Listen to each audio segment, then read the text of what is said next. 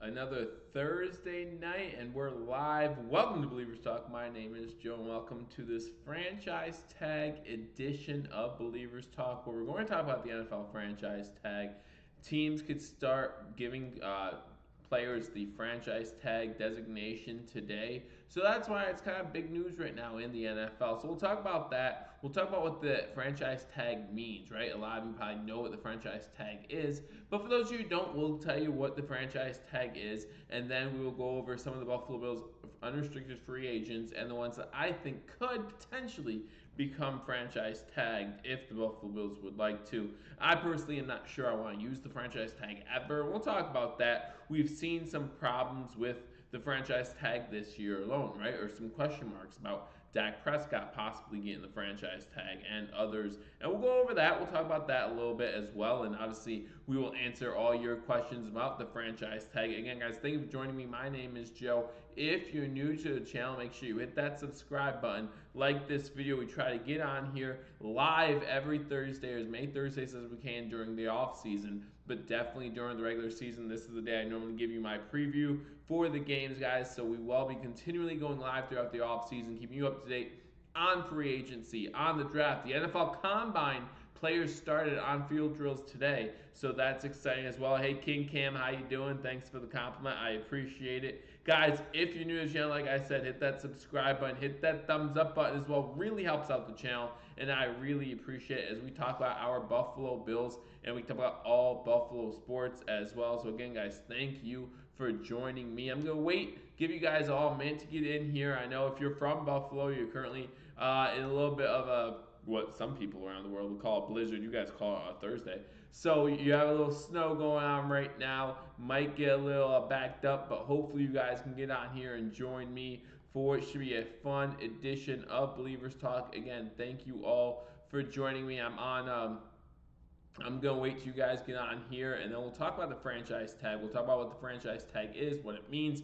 We'll talk about the unrestricted free agents for the Buffalo Bills because, guys, only unrestricted free agents can get that franchise tag designation. So you want to make sure that you look at your unrestricted free agents and you ask yourself, you look at Dak Prescott in Dallas, that's a different situation, right? You need your star quarterback.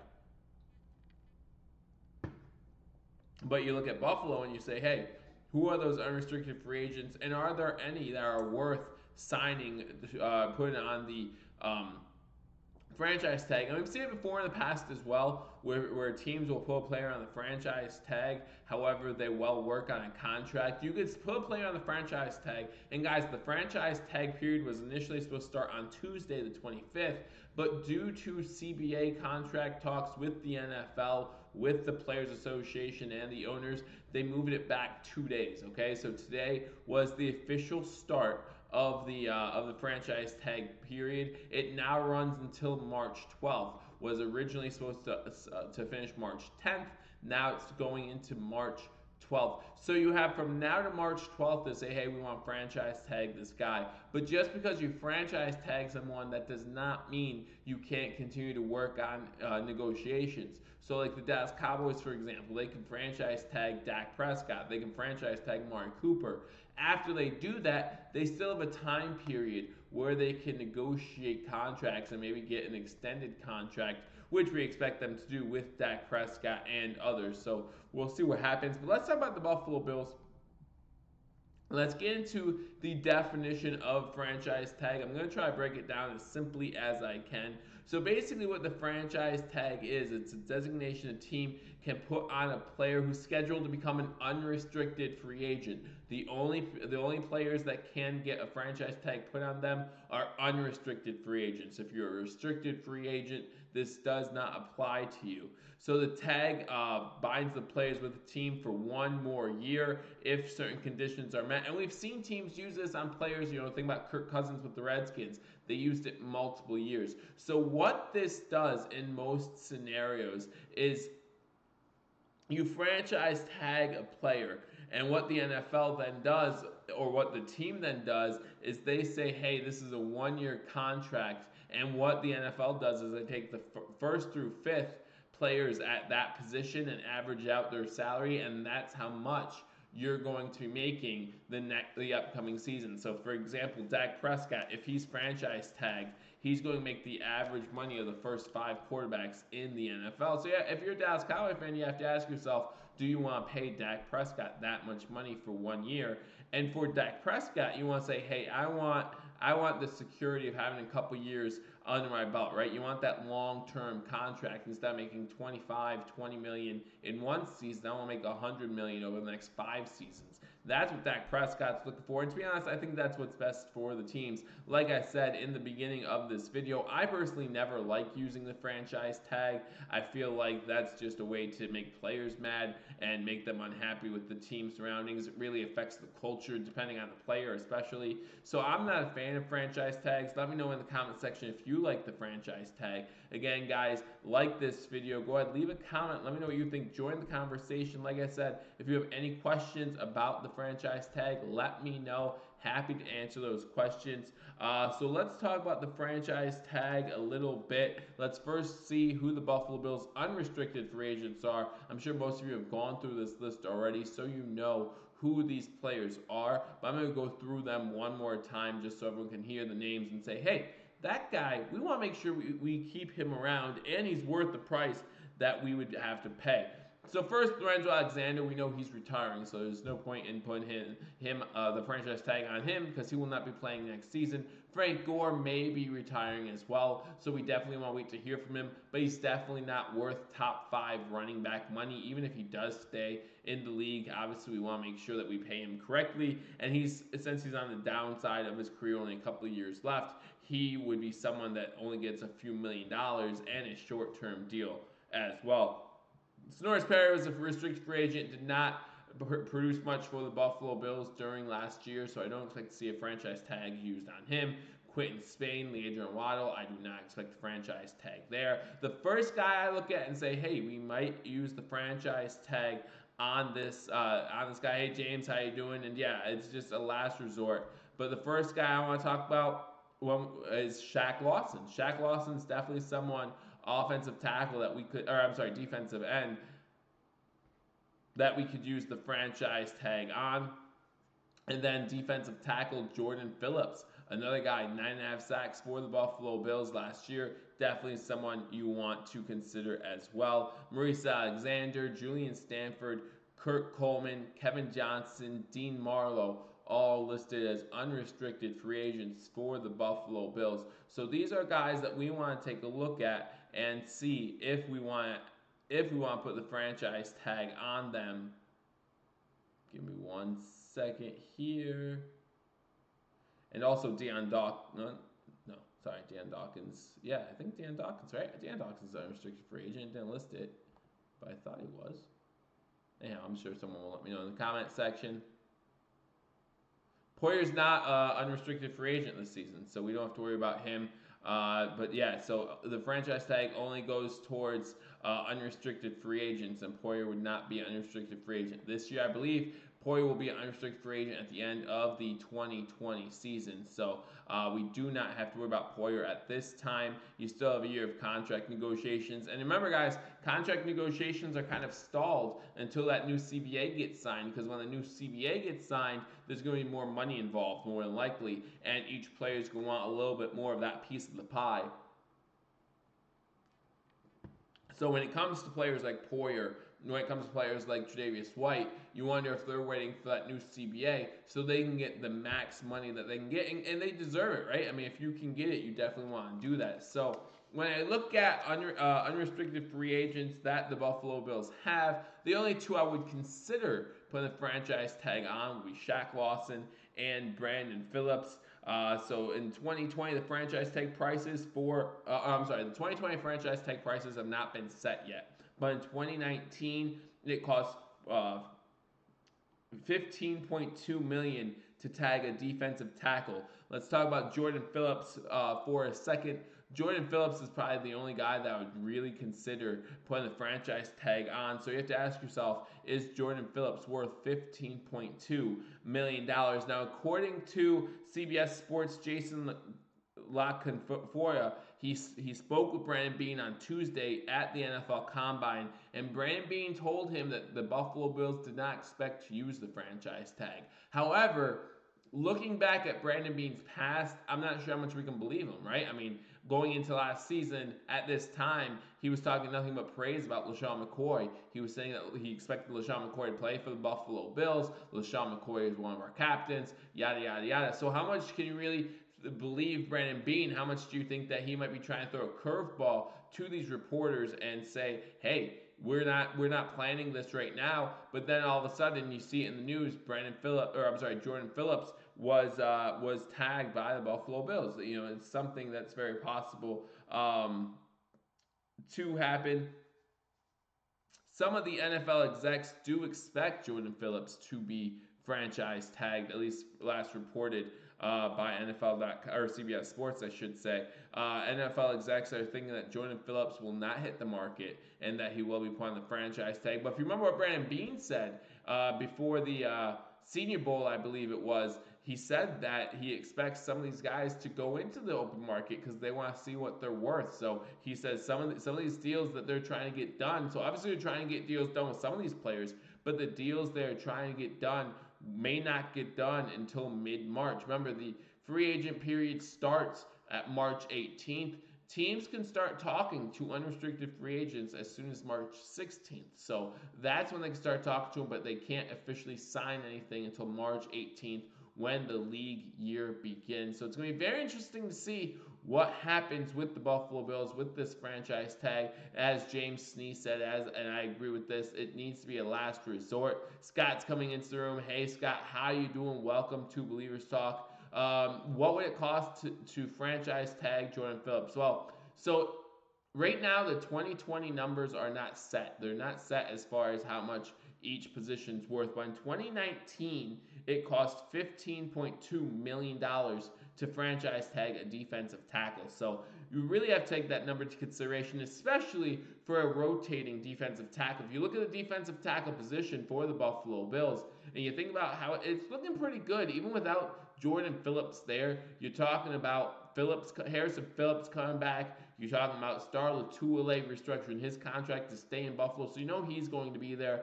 And then, of course, you're talking about Ed Oliver right up there in the middle as well. Do you really want to be paying a guy another $15.2 million on top of that? Think of the money that's being spent then on our defensive tackles. If you include Star's contract, still making a decent penny, right? Ed Oliver, first round draft pick, he's making decent money. And then luckily for us, Jordan Phillips, we got him in the third round, so he's still on his rookie deal. But still a lot of money if you include that $15 million being spent on defensive tackles, and that's just the first four. Who knows if there's a fifth brought in to continue with that rotation. I'm just saying it's something that the Buffalo Bills, something that Coach McDermott, something that Brandon Beane will definitely take a look at. I believe at the start of the 2019 season we only had 4 on the roster, but you just never know what's going to happen with this Buffalo Bills team. We know they like to rotate players in. We know that they like to make sure that guys are fresh. So is $15.2 million worth it for a rotational defensive tackle? I really don't think so. Personally, I think that's a little bit too much. If you look at $15.2 million for a defensive tackle, I mean, they better be producing it on a regular basis.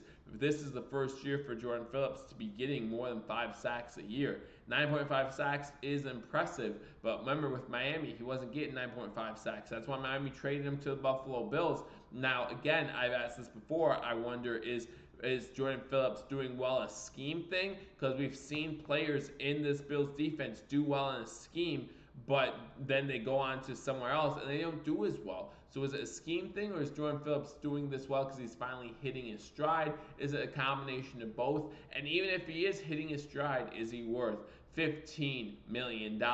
You know, this is when you look at Star Latulippe and say, hey, maybe at Oliver, they were drawing those double teams, giving Jordan Phillips a chance to get pressure on the quarterback, get some one-on-ones, get some pressure on the running backs. That's something else we got to talk about too, guys. Jordan Phillips, a great a great disruptor in the passing game. I'm not so sure I like him, or at least I'm not in love with him in the run game, with our run defense. We know that this run defense was a weakness of the Buffalo Bills. So we want to make sure that we're ready to go. Scott Blakely, thank you for the donation, 499. I really appreciate it, guys. If there's something you want me to read and I'm not reading it, go ahead and hit that super chat button. All the proceeds go to help out the channel, so I really do appreciate it. Doesn't paying Phillips that much mean more playing time but less for Oliver? Doesn't make sense at that cost. Well, that even though we would like to think as fans that money doesn't go into it, for Bills fans, we only have to look back to Doug Flutie and realize that money matters, right? Money equals playing time. So, Scott, if you're talking about like that, absolutely. If we pay Jordan Phillips 15.2, probably 15.5, if not more, $1 million this year, isn't there going to be pressure on Leslie Frazier? Isn't there going to be pressure on Coach McDermott?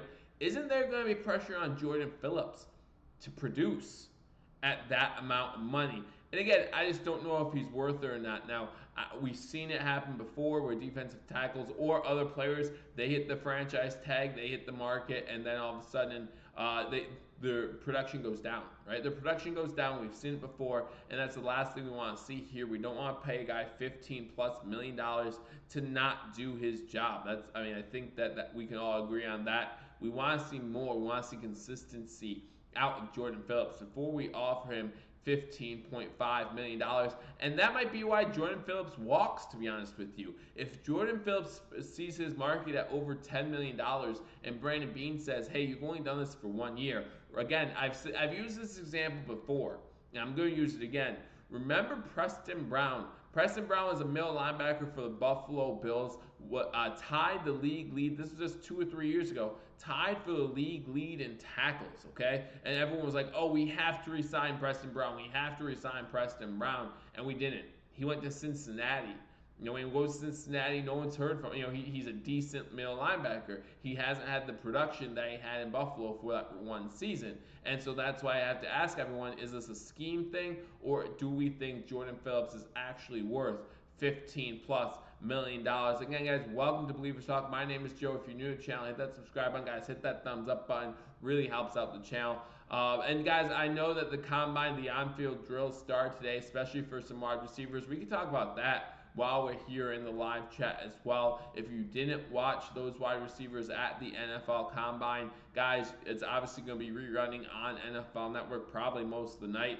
Be sure to watch it, because remember that wide receiver group, a big group for the Buffalo Bills. If you're a Bills fan, you need to be interested in that wide receiver group, because I'm pretty sure that at some point in the draft, now some would argue first, second, third round, but at some point in the draft, the Buffalo Bills are going to be looking at wide receiver. Chase Claypool, big day today, right? He may have moved himself up from from a round 3 type guy to a round 2 type guy. That has a huge implication on what the Buffalo Bills do if they're interested in Chase Claypool. I'm interested in Chase Claypool. Ran a 4.4340 time, so pretty quick there. Justin Jeffries, he also had a big day, so we want to see how well he can do moving forward, because these guys will participate in their pro days as well, and that might improve their draft stock enough so that way they become, instead of a third round pick, a second round pick. And all of a sudden, the Bills are looking at wide receiver a lot earlier than they initially thought. But hey, maybe they're still looking at someone like a CD Lamb, someone like a Higgins out of Clemson in the first round with that number 22 overall pick. I wouldn't mind that either. I'm just saying you got to watch these wide receivers, because they were really impressive today. And I will definitely keep you guys up to date. I will be doing a video on the wide receivers. I'll probably wait for the combine to come to an end this Saturday. And then I will do a video or two on a couple of the positions, just like I did as we were getting ready for the draft yesterday, breaking down the preview of the draft. I want to make sure that I give you guys my thoughts after the combine, and say who I think the Buffalo Bills should be impressed with and who I think they should maybe look away from if they were looking the way to begin with. McDermott interviews reveal tackle, wide receiver, and defensive end priorities. though said it in his political way. I believe Ford will sit right guard next year unless injury at tackle. I said if you guys join me, I know Scott, you were with them when I was there as well. I was watching Buffalo Fanatics as they did their live stream yesterday, and he was talking about Daniel, how you doing? Welcome. Glad you can make it. He was talking about Ford, and I kind of think that the Buffalo Bills have made their bed with putting Ford at tackle, and now they have to lie in it. Now, again, hopefully it's a good process, but you don't want to keep transitioning guys again unless you have to. If you have to move guys around, I understand that. I was there. Hey, King Cam, how you doing? Good to see you in here again. James comes in. Phillips was cut by Miami. He's played very well, so reward him. Everybody talks about him being too expensive for a rotational player. Oliver gets good money to rotate and hasn't proven. Did he? I think Oliver improved some a little last season. I don't think Oliver was a scrub out there. Now, obviously, he didn't have the numbers that Jordan Phillips had, but you also have to contribute that to the fact Jordan Phillips was playing well. So obviously, Ed Oliver did not get as much time. If you want to talk about defensive tackle that's not doing much, and it showed this year by him taking a pay cut, let's talk about Star Latuele. Star Latuele, I feel like, has not done as much as he was brought in to do. Now, if you want to argue that he's taking on some double teams, left openings for Jordan Phillips, I would tend to agree with you there.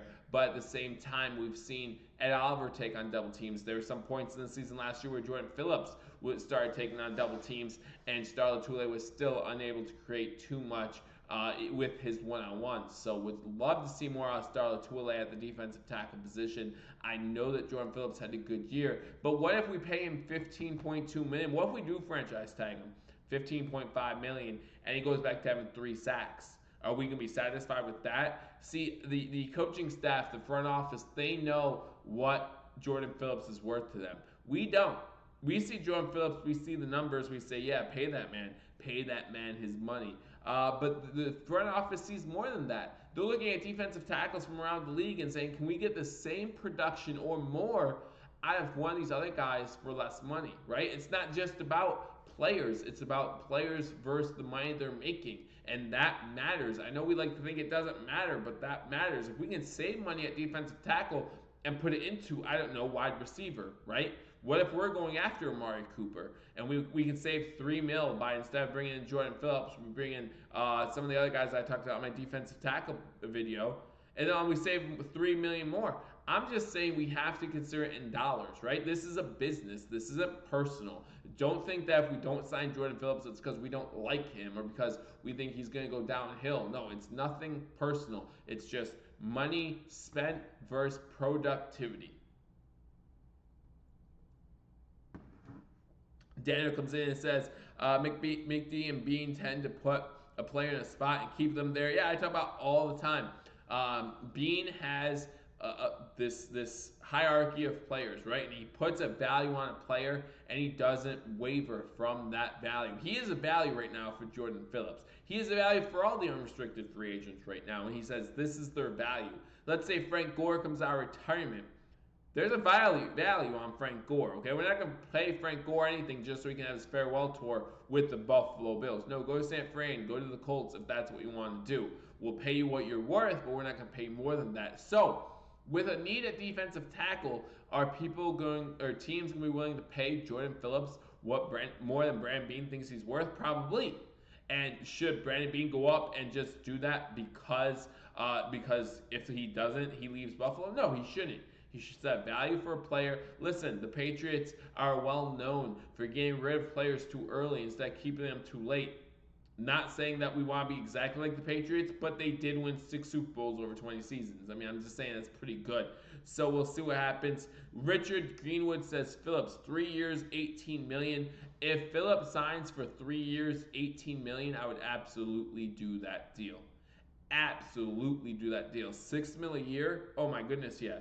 Absolutely. See, I think Jordan Phillips is going to be asking for a little bit more than that. I don't think he's going to hit that 15 number, but I wouldn't be surprised if Jordan Phillips is asking for 8-9 mil a season. I just don't think he's worth that much. I really don't. So I would be willing to pay $6 million a year. I'd be willing to pay 7, maybe even $8 million a year. When you talk about that 9 mil range, that's where it gets tricky for me. I'm getting a little tight with my budget here, and I'm saying I don't know if he's worth 9 mil a season. Maybe add some incentives that make him worth that much. That's fine by me. But let me know in the comment section, what would you pay Jordan Phillips if you were at the negotiating table right now? What would you sign Jordan Phillips for, or what deal would you say this is the max? This is what we're going to offer you. You decide to take it or leave it. The franchise tag is way over Jordan Phillips' value. Yeah, again, in 2019, the franchise tag 15.2 million for a defensive tackle. That's way too much for a guy like Jordan Phillips. I think that we could do more. Now, the good news about franchise tag, it's a 1-year prove it deal, right? We say it's not worth 15.2 million, but what if that 9.5 sacks was just a precursor to what he can do in the system? Remember that 9.5 sacks is with only a little more than a year under his belt in Leslie Frazier and Coach McDermott's defensive scheme. So what if, and I'm not saying this is true, I'm just playing a little devil's advocate, what if that 9.5 sacks is just the start? What if it's just the beginning? What if he says, now that I got a full off season under my belt after a full season under this scheme, under this defensive schemes, use the same word twice, that maybe he does better. What if we're talking about 11 sacks for a defensive tackle, right? What if he contends with with Donald Moore for the sack lead? I'm just saying for defense tackles. I'm just saying these are all possibilities. These are all things that we have to take account into. And listen, Brandon Beane, Coach McDermott, they've been there for practices. They know if this is Jordan Phillips' peak or if he has more to give, if he could do more. They know if this was a fluke season, if this was because of scheme, or if he is going to rise and be even better next season. Because if he's going to be even better next season, if you really think that, then we don't have to worry about the franchise tag because you are willing to pay him now. So I really don't know if the franchise tag is the best option for Jordan Phillips. And if we do franchise tag Jordan Phillips, then that says something to me about how highly Brandon Beane and Coach McDermott think about Jordan Phillips. And we should expect to see more out of Jordan Phillips the next season, because that is what Brandon Beane and Coach McDermott think is going to happen. I see some numbers coming in the comment section. Again, thank you guys for joining me and leaving some comments. Again, hit that thumbs up button if you haven't already. Scott Billings says $7 million a year, 3 years, laced with incentives. James comes in with 7 to 8 million is the max. Daniel says 6 to 6.5 per year for 3 to 4 years. Another thing about Jordan Phillips, it could be a year thing, right? How many years does he want in his contract? I don't know. It's all very interesting. But again, guys, teams can discuss this between now and March 14th. I believe it's March 14th. Even if you set the franchise tag, you can still talk to your players that you franchise tag about creating a long-term situation. Now, the bad thing about doing that, and I don't think the Bills are in this situation, but the bad thing about doing that, if you put a franchise tag designation on somebody, like let's say the Cowboys put a franchise tag designation on Dak Prescott, and then Dak Prescott and the Dallas Cowboys come to a deal 3 days later. Well, the Cowboys cannot then go put the franchise tag on Amari Cooper. They've used their one franchise tag, they're done. So they might want to wait until early to mid-March, right before the deadline of March 12th, to decide who they're going to designate that franchise tag for. Is it going to be Dak Prescott? Is it going to be Amari Cooper? There are a couple teams that are in that boat too, where they can franchise tag more than one player. I think as Bills fans, we should feel fortunate. That's not something we really have to worry about. Again, if we tag anyone, more than likely it's going to be Jordan Phillips. Could be Shaq Lawson, sure, but I think Jordan Phillips is the one guy, the one name that should stick out for Bills fans. Bills haven't had to use the franchise tag in a couple of years now, so unfortunately they don't carry over if you don't use them. But that's a good thing. That means we're not spending money that might not be worth the player that we're getting. So let me read some of these comments. Phillips will be looking for a multi-year deal, 3 to 5 year range, in my opinion. And maybe it's more. Maybe he's leaning more towards that 5-year range, right? Again, I feel like NFL players with your short lifespan as far as an NFL career, you want as long of a contract as you can get when you can get it. So if the Bills are offering him a 3-year, let's just for fun say $18, $19 million deal, and the other team, Team X, is offering 5 years for the same per year, maybe even a little less per year, maybe he's interested in the 5 years. I mean, and we don't know what Jordan Phillips wants. Does he want to go someplace warm? Because believe me, if he wants to go someplace warm, he's not coming back to Buffalo. Does he want to go back to where he played college ball? Again, not going to be at Buffalo. Does he want years? Does he want money? What is he looking for? Does he want a chance to win a championship? Which I believe that Buffalo is one of those teams. But all those have to be put into consideration when you're talking about Jordan Phillips coming to a deal with the Buffalo Bills. Dan Agari says the Bills have zero free agents worth tagging, in my opinion. I would agree with you. The only time I think a franchise tag is worth it, honestly, the only time I think a franchise tag is worth it is for a star quarterback, your franchise quarterback. I don't really even blame the Redskins for franchise tagging Kirk Cousins 2 years in a row. I mean, when you have a guy, I mean, I don't like Kirk Cousins, but when you have a guy who you think can lead you to a Super Bowl or lead you to a playoffs, or could be a guy that can start moving your franchise in the right direction, you don't want to get rid of him. But I mean, again, I'm not a fan of Kirk Cousins. I'm just saying when you think you have that guy, you don't want to cut him, and that's what the Redskins did. So I don't blame them there. James says 90 mil in cap space. Buffalo can afford it for a couple years. They can afford it, but again, that's where you start getting into trouble. That's where we start getting into trouble, right? We can afford Star Latule's contract, but that doesn't mean Bills fans are not giving the front office a hard time when we hear that Star Latule is the sixth highest paid, or was the sixth highest paid defensive tackle for the type of production we were getting. Not worth it. We're paying Spencer Long a lot of money. If he ends up on the injury list, if he gets another concussion, decides to retire, all of a sudden that looks really bad. So yeah, we have a lot of money to spend, but that does not mean we should just start spending loosely. We should spend every nickel we spend wisely, so that way we avoid dead cap situations. That way we avoid bad contracts.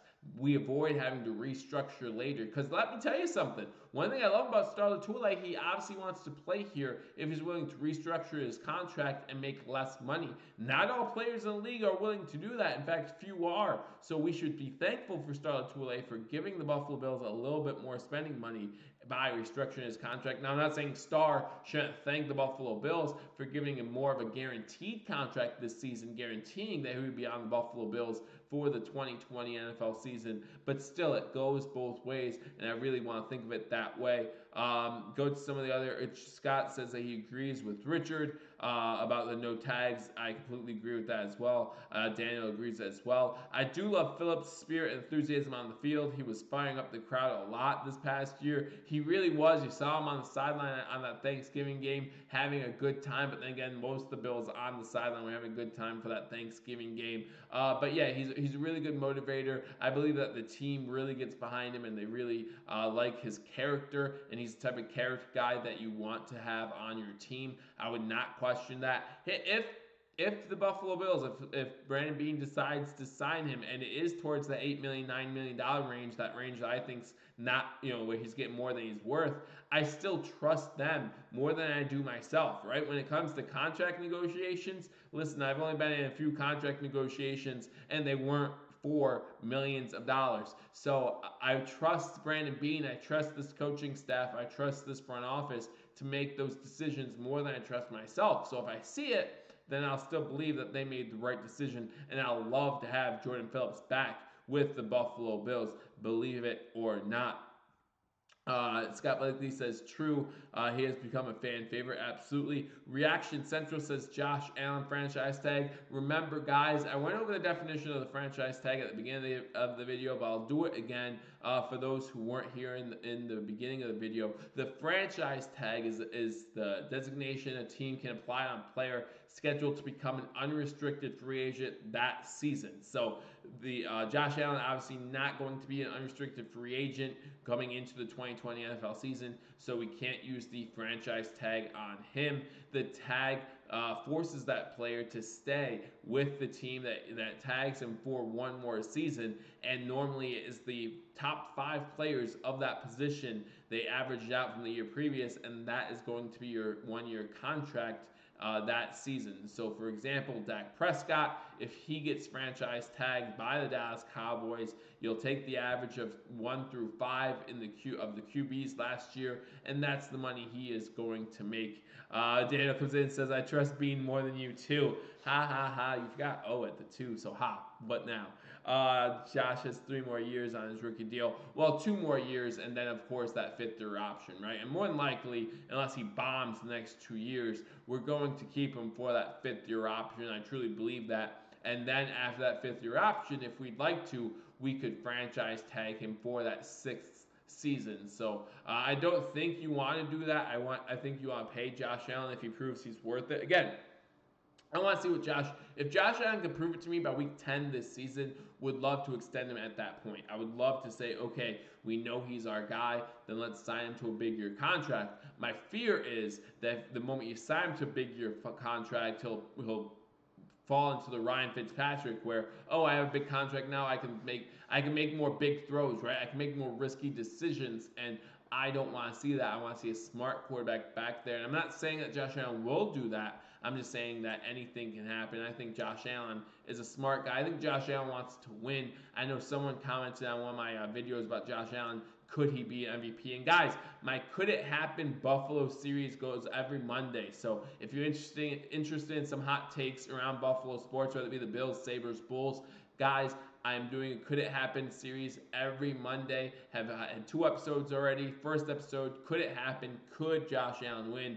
MVP in the 2020 NFL season? Second episode was Could It Happen? Could Devin Singletary win the rushing title at the end of the 2020 NFL season? If there's a hot take you would love to see me do an episode on, let me know. I love doing them, and again, that's every Monday, so make sure you're checking that out. Again, if you haven't subscribed, hit that subscribe button. After you hit that subscribe button, hit that notification bell. Notifies you when we post new content, whether we're going live like we are tonight, or we post new content about the Could It Happen series, about the NFL Combine, getting you ready for the NFL Draft, getting you ready for NFL free agency. Last year, I did an episode on every single Buffalo Bills free agent that we signed, planning to do the same thing this season. So again, hit that subscribe button, like this video, and leave a comment. Promethean's in the house. Welcome, Promethean. Glad to see you.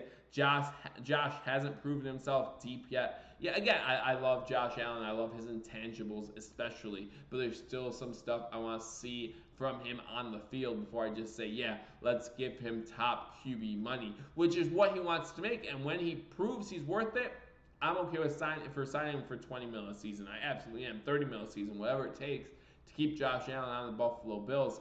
I think that it would then be worth it. He just has to prove they can connect on a more consistent basis on those deep balls. Prove they can continue to improve on those short mid-range passes, and maybe even get a screen game going, right? Maybe the reason why Daboll's not running a lot of screens isn't because Daboll doesn't want to, but he knows that that's not a strength of Josh Allen. So I think that will help a lot, get his completion percentage up. That'll make it look really good. And again, maybe get to the 3,500, 4,000 yard mark. Again, only one Buffalo Bills quarterback has ever hit that mark. So, and that's Jim Kelly. So, would love to see another player get up that high.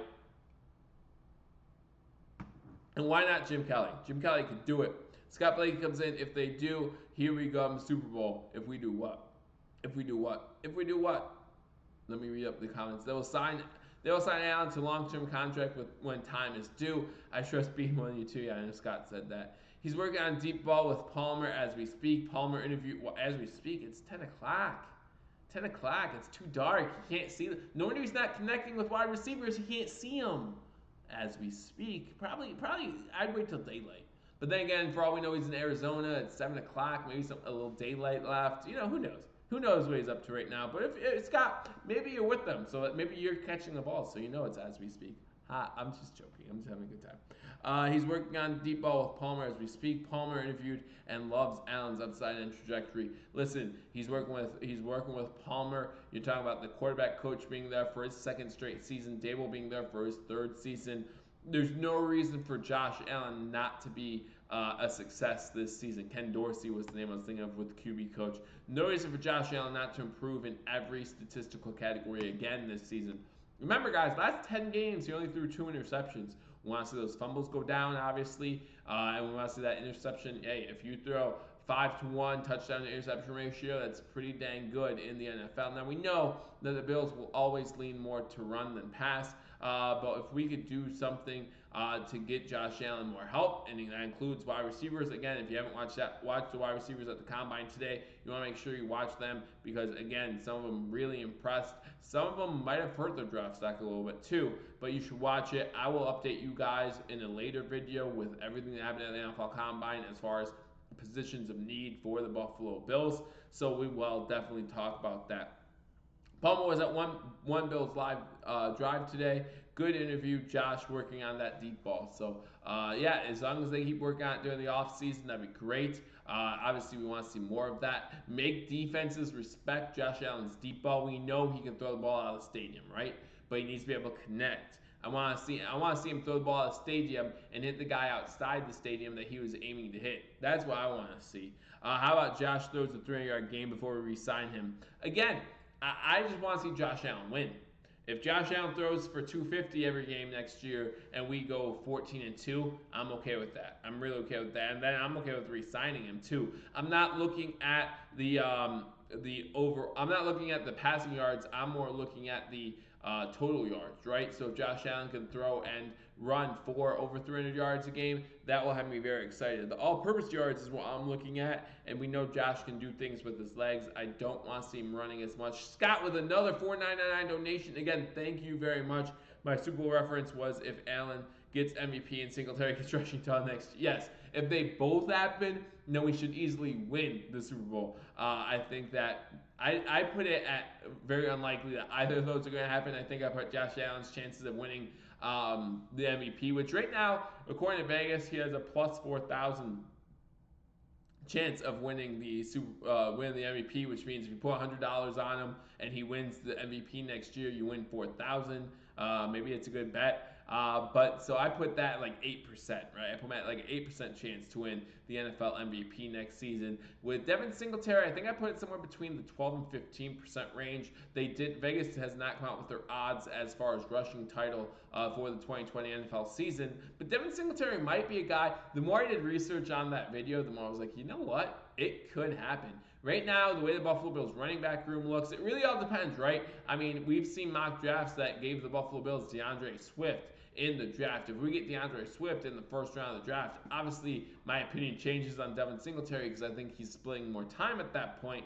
But the way the running back room looks currently for the Buffalo Bills, let's say we pick up a running back in the fourth round and he sits behind TJ Yeldon for a year. Then we have TJ Yeldon and Devin Singletary. We know Devin Singletary is getting a heavy load next season at that point. And why not? Why couldn't he be the rushing leader? We saw what he could do in some games this season. I mean, the Giants game, he was averaging like 14, 12 yards a carry before he hurt his hamstring. That Jets game, obviously that second half, he really is the one that sparked us for the comeback in that first game against the Jets. I mean, we saw impressive things out of Devin Singletary last season. If Singletary gets rushing title, we're in the championship game. Maybe, but we're definitely back in the playoffs, probably winning that division. And guys, again, my expectations on the Buffalo Bills is to win the AFC East next year, and I will be disappointed if it's anything less. I honestly will be. I think that we have a team. If we go 11-5 and that's a wild card spot, maybe I'll be a little bit more okay with that. But I expect this team to win the division next season. Daniel comes in. I think the Bills sign a free agent running back, maybe draft a day 3 running back. Interesting to see what free agents are out there at the running back position. I will be doing a video on that. Every Monday, I'm doing my Could It Happen series, Buffalo Sports, where I take a hot take and ask, could it happen? So I look forward to that. And Scott says, I agree, division or bust. And so I would love to win the division. I mean, I expect to win the division, but man, I'm getting really close to thinking, why can't we be a 1 or 2 seed in the NFL? Even if that 2 seed doesn't include a bye next year, I guess it would be 2021 when it would go into effect. So it would still be next year, the same system. But I would really expect us to have the 1 or 2 seed. I think that I don't care about our schedule, guys. I know our schedule is tough, but especially I talked about this when I did my schedule video, guys. Right now, our strength of schedule, we have the 5th worst strength of schedule. So if you're looking at strength of schedule, which I don't put a lot of stock in strength of schedule, I really don't. But if you're looking at strength of schedule and say, ooh, it's tough, the Patriots have the worst strength of schedule. The Dolphins have the 3rd worst strength of schedule. And the Jets have the 2nd worst strength of schedule. So they're all worse than we are. So there's no reason to use schedule as an excuse. Oh, we had a tough schedule. So did everyone else in our division. So that's no reason to not win your division. Because all you're doing is playing the same teams and then playing the teams in your division. And then you're playing the teams that in the standings were in the same spot in the other two divisions that you were. So I think that we cannot use strength of schedule as an excuse. We have to use it as a stepping stone and say, this is why we deserve to win the AFC East title. This is why people need to take us as a threat. And guys, a hard schedule is great when you make the postseason because you know what it's like to play those tough games, right? You'll know what it's like to play Kansas City. You'll know what it's like to play San Fran in San Fran. You'll know what it's like to be in those tough atmospheres, and hopefully, every once in a while, coming away with a win. You're playing Seattle next year. You're playing the Rams next year, who didn't make the playoffs. We were just in the Super Bowl 2 years ago. You're playing the Chiefs. You're playing in Vegas. I'm not sure how good they're going to be, but hey, you're in Vegas, right? So let's have a good time. But I don't want people using schedule as an excuse. I don't want to hear that. I know a lot of you don't want to hear that either. Prometheus comes in. Either way, it's good to have a lot of hope for next year. It's a nice change. Absolutely. It's nice to finally say, hey, we're coming off a playoff season. Because remember, even when we made the playoffs in 2017, we knew, fans of Buffalo knew, if you were a true fan, and we talked about on this channel for that time, you knew about the salary cap problem that we were having. We knew about the dead cap problem. We knew that the team that we would put forth would not be one of the greater teams in the league. Now, we were hopeful, but at the same time, a 6-10 season was not that surprising as we were revamping, getting ready for a consistent playoff push. And it started last season. Again, last season I said we were ahead of schedule. We were ahead of schedule, finishing 10-6 last season. But now I think we're right on track to finish 11-5, 12-4. We have a chance to win this division. This division is prime for the picking. Everyone's talking today about they'd be more surprised if Tom Brady was on New England next year than if he wasn't. Now listen, I'm not going to get excited about that until I see it happen. But at the same time, the AFC East is in prime position to be up for grabs, completely up for grabs. And why not our Buffalo Bills? Again, guys, thank you for joining me on this live edition of Billievers Talk. Jack Patrick, you just got home. Let's stay on here a little bit longer. We can talk about the NFL Combine if you want. I mean, I know it's, 6 or 7 o'clock in Hawaii right now, Jack, but let's stay on. You just got on here. I still have half a beer. Third grade flag football practice. All right, Jack, here's what you missed. Here is a rundown, so if you were joining me earlier, you're going to hear the same thing over again, so I do apologize, but we got to catch Jack up, sitting there in Hawaii with his mojitos in 80-degree weather.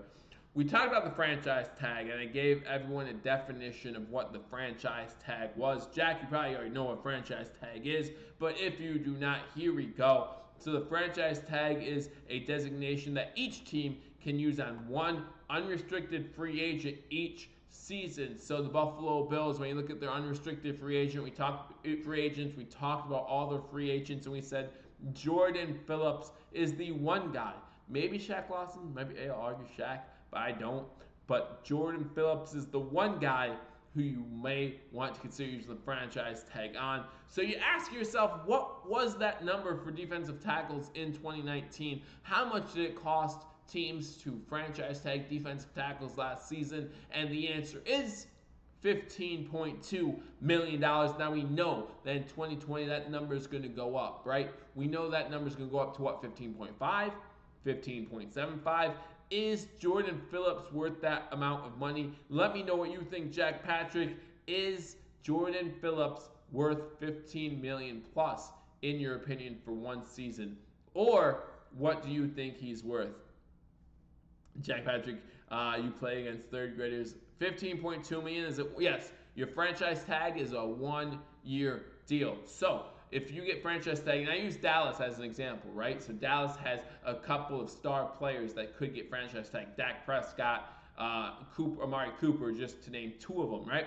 So if you franchise tag Dak Prescott, what the NFL will do is the NFL will take the top 5 quarterback salaries of 2019, average those out, and that's what Dak Prescott's going to make. So if we tag Jordan Phillips, The NFL has taken the top 5 defensive tackles in salary last season, averaged them out, and they said that's how much Jordan Phillips will make for one season with the Buffalo Bills. Now, if you franchise tag a player, and we talked about this too, you can still negotiate a contract, right? So if the Bills know that they're this close to signing Jordan Phillips, just need a little bit more time. And we need teams to realize he's not going anywhere. And we need to let him know he's not going anywhere.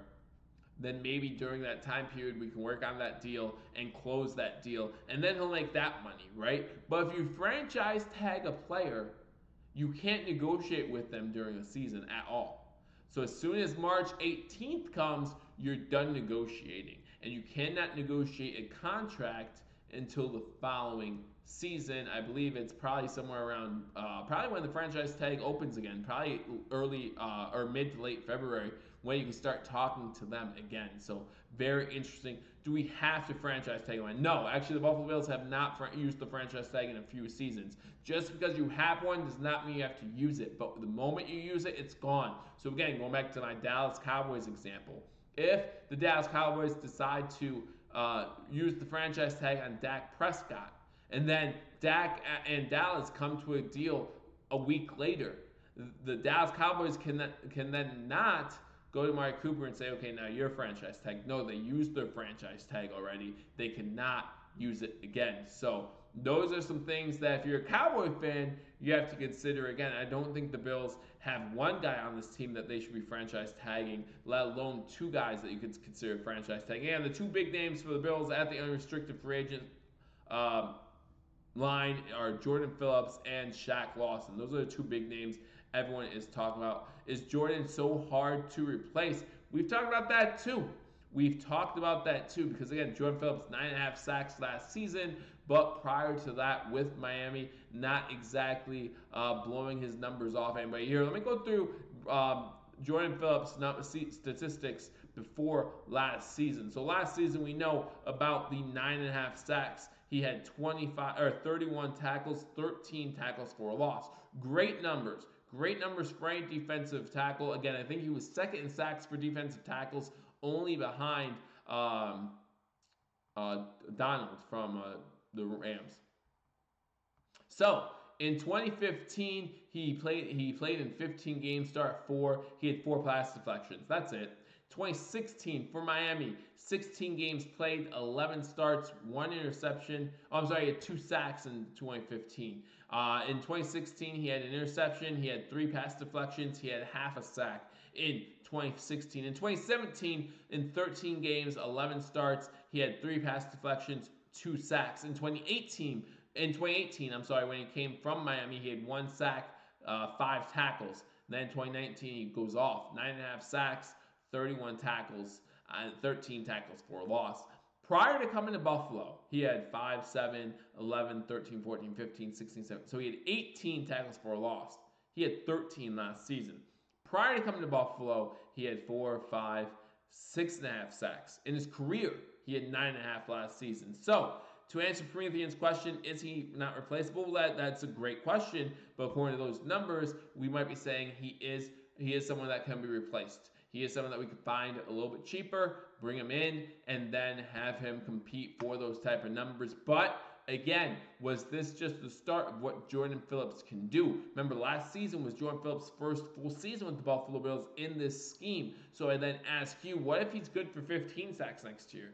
Then he's worth $15 million. What if he's good for 12 sacks? What if he gets 9.5 again? Is he still worth 15? In my opinion, he would be, but there's no guarantee that that's going to happen.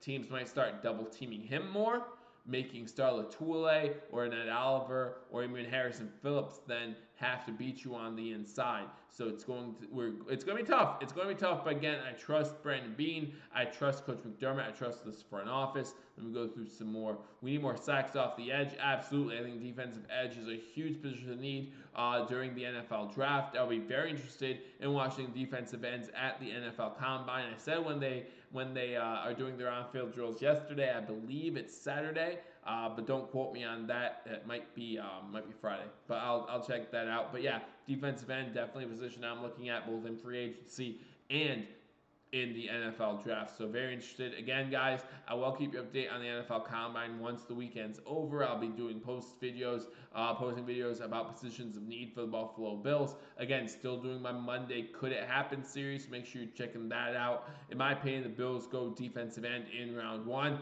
Daniel, there are not too many defensive ends with a round one grade. So if we do that, there needs to be one available.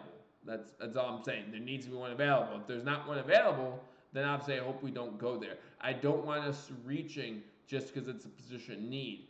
If we're willing to reach for a position of need, we should be willing to try to find a trade partner to trade back and get more capital. Or if we're that concerned about defensive end, we have a lot of late round picks. We're probably not going to use all 9 or 10 draft picks that the Buffalo Bills have, right? So trade up, move up. That's why you get some of this draft capital. You get some of this draft capital not because you're going to use it to draft a player, but because you know you're going to use it to make a trade. Jay Patrick, you guys all what? All what? 80-degree weather.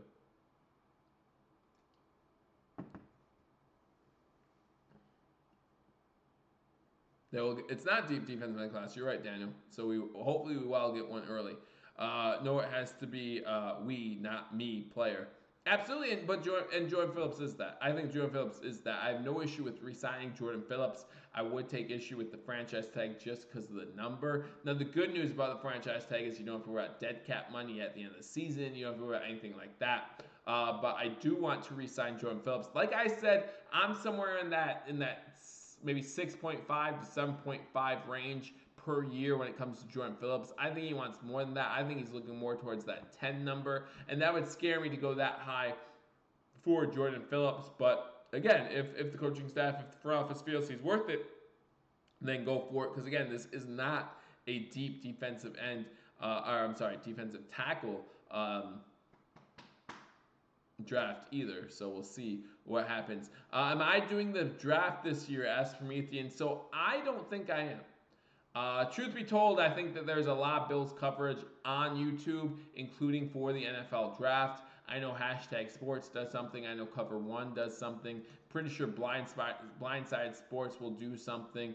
Pretty sure Buffalo Fanatics will be doing something. So you have outlets for your draft coverage. So I'm probably not going to. I do have some plans up my sleeve as far as what I'm going to do. So I might be around for the NFL draft. You guys might be seeing more of this mug for the NFL draft weekend than you want to, but probably not here on this channel for the live draft coverage. Now, during the draft, I might come on during the day, early afternoon before the draft day starts, just to recap the previous day or tell you what I'm looking forward to at the NFL draft. But for the NFL draft itself, I feel like there's lots of outlets out there for you to get your draft coverage. So I won't be doing anything on this.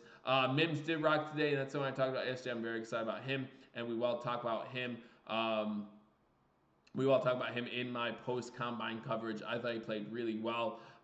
He does have serious jump ball. But you look at Claypool, he did well today. Jeffries, he did well today. I think today was a good day for a lot of the wide receivers, which makes me kind of happy, knowing that the Bills will target one hopefully early on, whether that be the first or second round. You know, I like Chenault a little bit, but he's not one of my favorites. I know he's on a lot of Bills boards, a lot of mock drafts.